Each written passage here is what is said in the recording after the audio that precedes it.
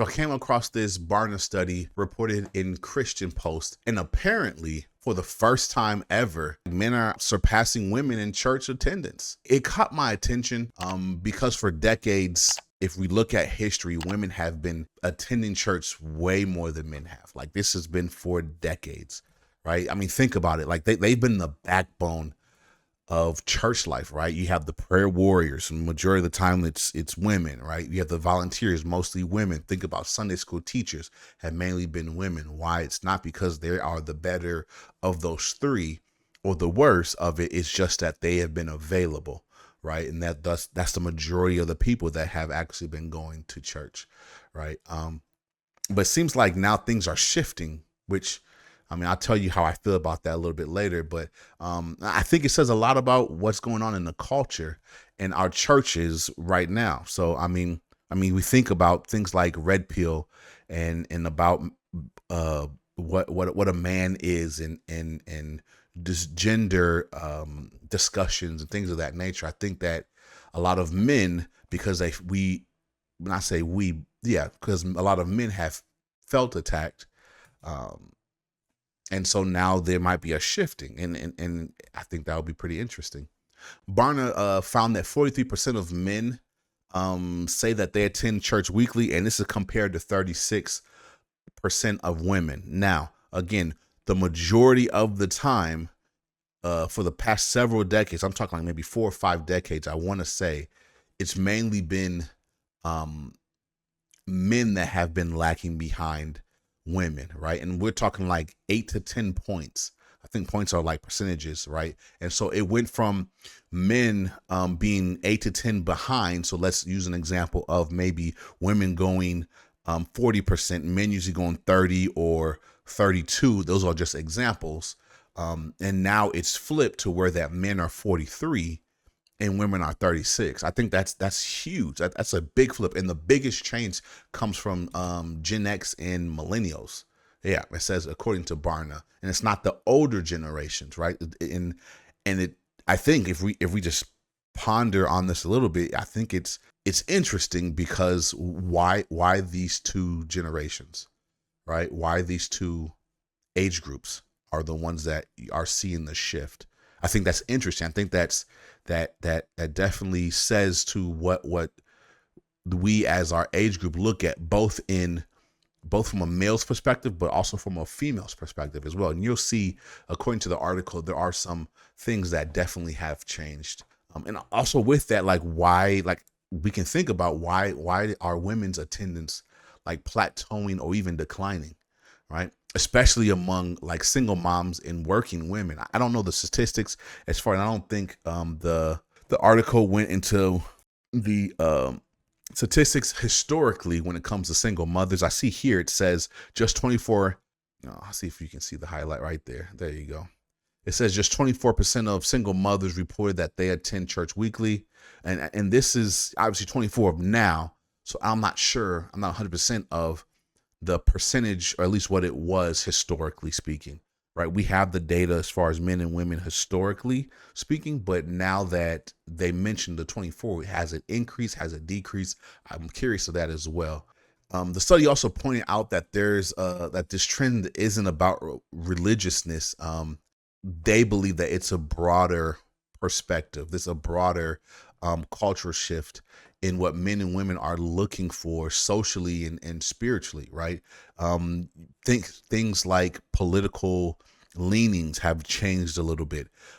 Things about trust inside of the church has changed a little bit. And that's just something that is really big that we're seeing, that I think is really, really important. If I go to full screen really quickly, some things that I'm thinking of as I think about the men now surpassing women is, what is it about the re-engagement of men, right? Why now are men re-engaging in church, right? I like it, but there has to be a reason for the re-engagement. I mean, it could be, and I would love for it to be like a revival. What if there was a revival specifically for men in coming back into the church, right?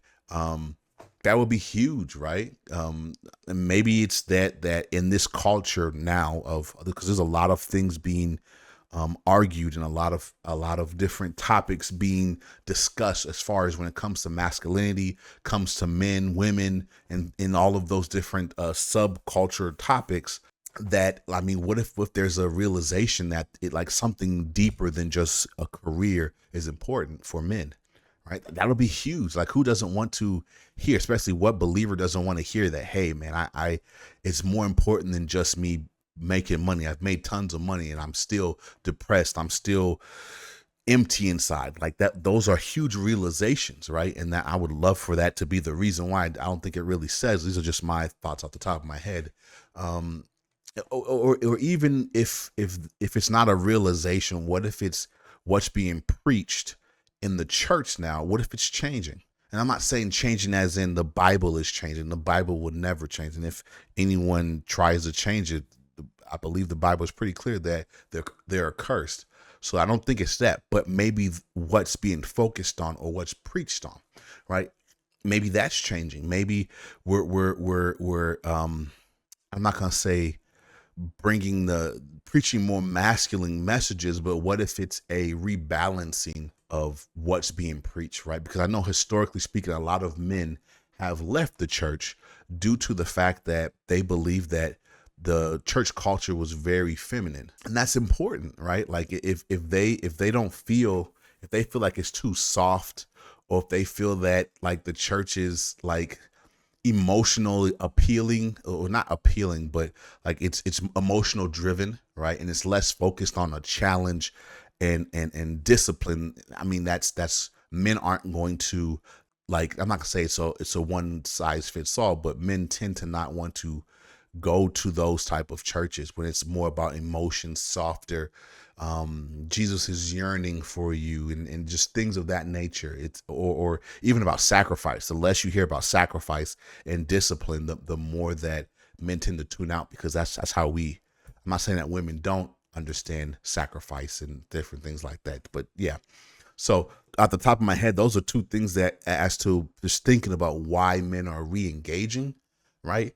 In the church. I mean, I'm sure there's more questions we can have. Another thing is, okay, so men are re-engaging. Is it something within the church that might have changed? And then also the next question from that would be, is there something that is outside of the church that is causing, at least for men to say, hey, I need to go back to church, right? Is there a broader masculinity reset, right? Is there something that is a conversation stirring the pot, and men are like, hey, I need to get back to God. I need to come back to Christ, right? Like those, or not even back to Christ, but I need to seek out, like I need help, right? And that's huge, because if it's a broader masculinity reset, I know recently there was like the red pill movement is still going, but I know it was maybe 2 years ago or so, maybe 2 or 3 years ago, when it was like, it was really, everybody was arguing what it means to be a man, what it means to be a woman. I mean, the argument is still going on now. But with that, I'm wondering if a lot of men are saying, you know what, we need to reset, and we need to actually, or maybe they've been thinking, again, this is mainly Gen X and millennials. Maybe these age groups have been like, hey, I've been thinking about what it means to be a man. And a part of that, a big part of that is discipline, is challenge, is even being rooted in God, right? And that's where they are seeking those that empty part of their soul is like, man, I need a savior. I need this. I need that, So, and I mean, it'll be good to have a broader masculinity reset. And I'm not saying that because I'm for men to just dominate and that's it. No.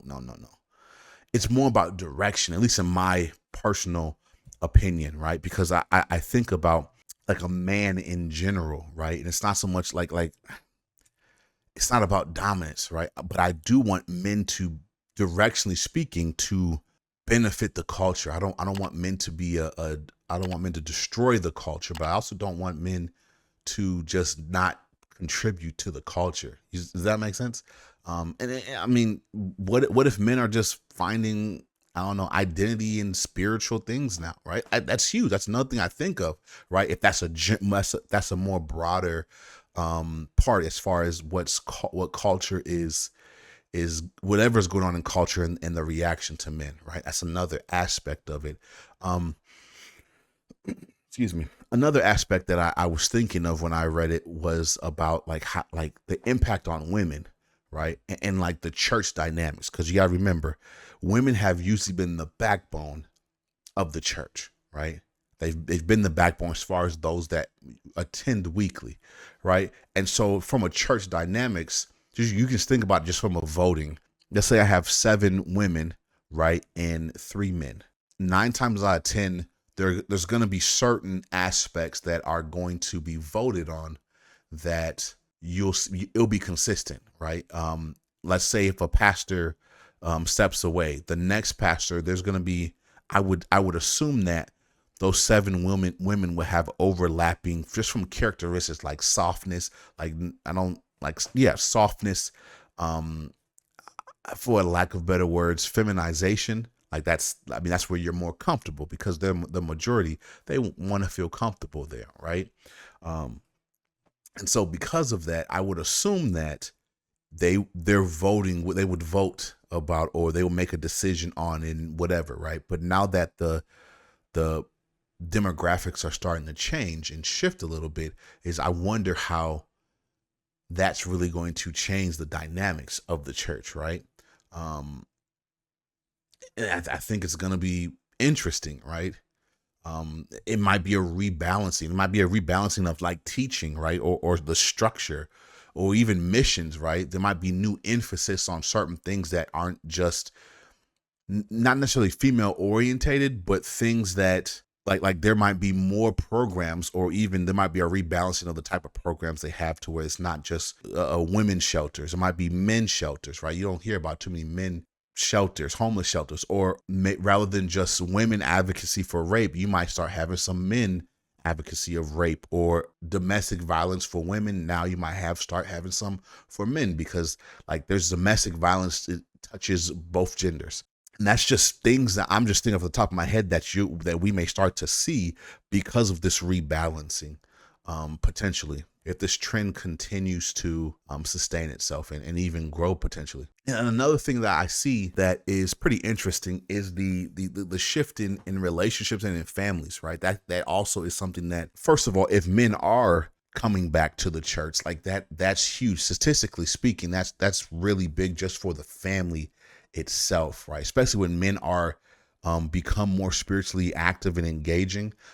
It impacts the spouse, it impacts the children, and not just for the short term, but for the long term. It's huge, the impact that men have and fathers have inside of their lives whenever they are attending church and they're actively engaging in their church. So that's one aspect of it from a family, right? I see the potential positive in that, because it's not just about the numbers, but also will reshape how our next generation, because I'm a millennial, how and I have a daughter, how my daughter's experience with faith will be, right?